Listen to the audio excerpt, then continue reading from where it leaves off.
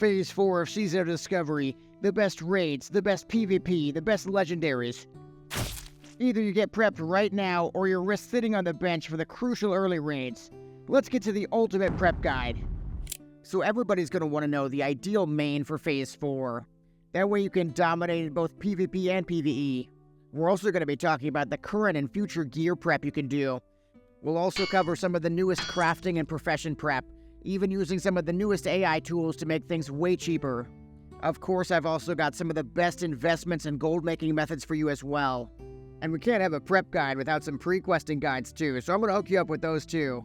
So starting off with picking the ultimate main for Phase 4, it's really just not as simple as it was back in 2004. There's new rune changes, new tier set changes. Of course, the new 20-man Molten Core raid size really changes things as well. My guide to the biggest winners and losers of Phase 4, so far at least, is up there in the top right. The TLDR is that mages, rogues, pharaohs, Ellie shamans, they all really seem to be the big winners, while warriors have seemed to take a step backwards. The way I'm treating it, though, is more like Wrath of the Lich King. That's where everybody brings something to the table, and class decking is mostly dead.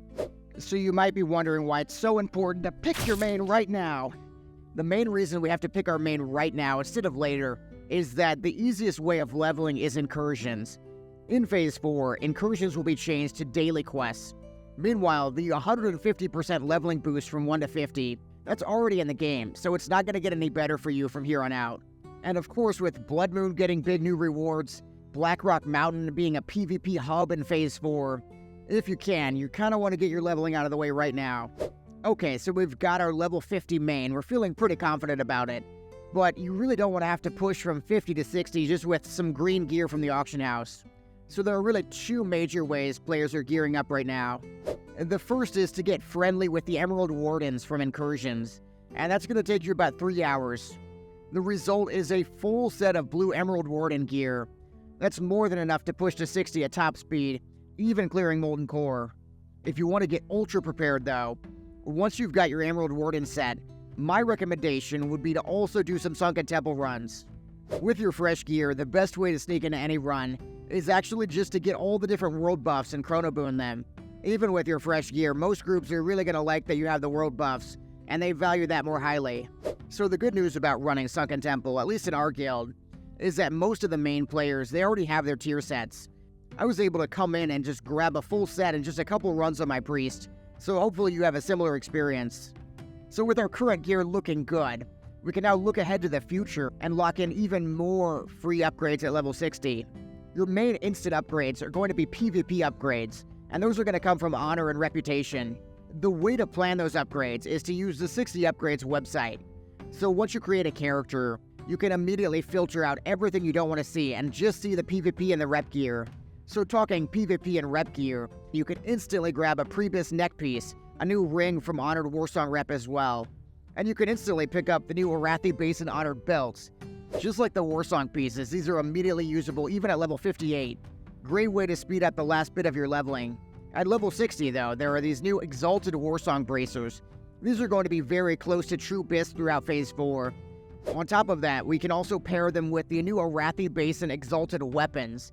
We have Mindfang, for example, and that's basically a pre-BIS mage blade. As for how to get Exalted very quickly with Warsong and Arathi Basin, for Warsong, your best bet is still daily Ashenvale PvP events, and you can supplement those with as many Warsongs as you can handle.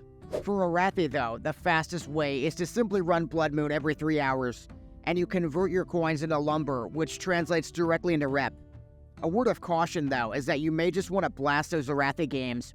Many savvy players, instead of spending their Blood Moon coins, they're saving them up to get commendations. Just quickly, rank 7 to rank 10 is around 430,000 honor, and at the moment you can save up to 99 Blood Moon commendations, which give 250 honor each. On top of that, you can also store Blood Moon coins to purchase even more commendations when the phase drops. So unless Blizzard makes some big changes, savvy players are going to be able to jump from rank 7 to rank 10 at the end of the first week. The expectation for that hard work is going to be new PvP rewards. Since the gear in Phase 3 was very relevant for raiding, it's definitely worth looking into. If you have no desire to set foot in Blood Moon again for Phase 3, that's completely fine.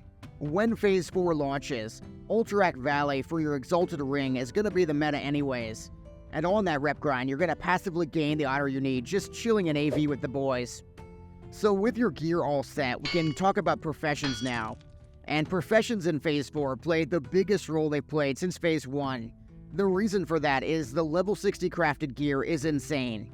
You may not get as excited about the True Faith vestments as I do, but I know you're going to want your Devilstar leggings, your Lionheart helm, your Arcanite Reaper. And with the new recipes being hyped up as well, getting 300 in your primary professions and your secondaries like First Aid really should be a huge priority. So luckily in 2024, we have a new tool that can level your professions far more efficiently and cheaper than in the past. That tool is the Gaming Tools Profession Calculator. So I sat down with the creator of this tool, Adane, to see how it can really help players who are prepping for Phase 4. If you want to level your profession and follow a standard guide, you don't know if you will be able to find the materials to level up your profession, but Gaming Tools will help you with that because it has the almost live data from the Blizzard API. Therefore, it knows what's available on the auction house and not. And therefore, you can level up your profession much faster than the people who are following the just standard guides. Okay, great. So let's say I want to be the king of Lionheart crafting in Phase 4, and I want to be a millionaire. I can input my server, which is Crusader Strike, and I instantly get recommended the cheapest route to 300 blacksmithing. On the shopping list page, I can immediately see which items I need to buy and the quantities as well. If I want to make it even easier, I can copy the TSM query and put it right into Tradeskill Master's search, and I get an exact list of the items, and it even stops me from buying more than I need. Now, this idea of using pricing data to level professions, really one of my personal favorite things. But Adane has more ideas he plans to implement as well to help players to make profit too. I'm planning to add also crafting calculators. For example, you want to craft something and you want to see how much it will cost. Maybe in the future, like a shopping cart, I want to craft this, give me the total, that kind of stuff with the data that we have. And also I want to add possible sell values, both for the guides and the calculators, so you can also see the profit. So speaking of crafting profit, we need to talk about gold making. So Phase 3 shocked a ton of us with those super expensive Darkmoon cards, and it does seem likely that Blizzard will put in even more fancy items to buy. Even if they don't, unless you're part of the Devilstar Mafia, your new legs are going to cost a few hundred gold, the Arcanite Reaper probably a few thousand gold. So to make that gold, there are really two major methods. The first is simply to run incursions. Before you turn this video off, let me say that I did several hours of incursions this week, averaged about 80 gold per hour, no problem. My brain was only operating at about 10% capacity. Turn on a director's cut of Lord of the Rings and farm a good 10 hours worth, and you'll be in a way better position than most players. So with all that gold, we do have that serious danger of devaluation. To safeguard your gold from becoming worthless, investments are really the smart play. I posted a thread yesterday on the very best investments that everybody's making. Some of the highlights include squids, golden pearls, arcane crystals. A fair amount of players also mentioned elemental earth and fire, though one of my personal favorites is grave moss. Extremely desirable later on for Naxxramas, yes, but likely in Phase 4 as well. So one of the big changes in Phase 4 is that the world bosses are now instance bosses, so think of them like Magtheridon from TBC. We all of a sudden have a much greater demand for frost protection and shadow protection potions. So with gold sorted, we also have another key step in our journey, which is reputation farming. The biggest rep grind right now is definitely the Hydraxian Waterlord rep. At least 7 members of your guild need honored with Hydraxian Waterlords. Plus on my server, there's only 1 Silithus layer right now, and the PvP is insane. Highly recommended you get this done before the phase launches. So one last entirely optional prep step is prequesting. With an optimal prequesting route, we can get to nearly 55 in under 2 hours. This prequesting guide from Alenia is completely free, but it is Alliance only for now. So by now, we've picked our main. We've gotten a shiny new set of gear. We've prepared for the future with reputations and gear. We've maxed our professions in record time using new tools. Hopefully, we've also stockpiled at least 1,000 gold with incursion blasting, and maybe made some smart investments as well. Maybe you've even prepared a giant stack of quests to hit 55 in a matter of hours. If not, though, that's completely fine. But I am curious how many of you out there are doing a lot of prep, or maybe avoiding prep entirely. Personally, I'm going all out for Phase 4, so much so that I made an entire winners and losers guide for Phase 4 for all the best classes. Definitely check that video out next. Click on the screen now.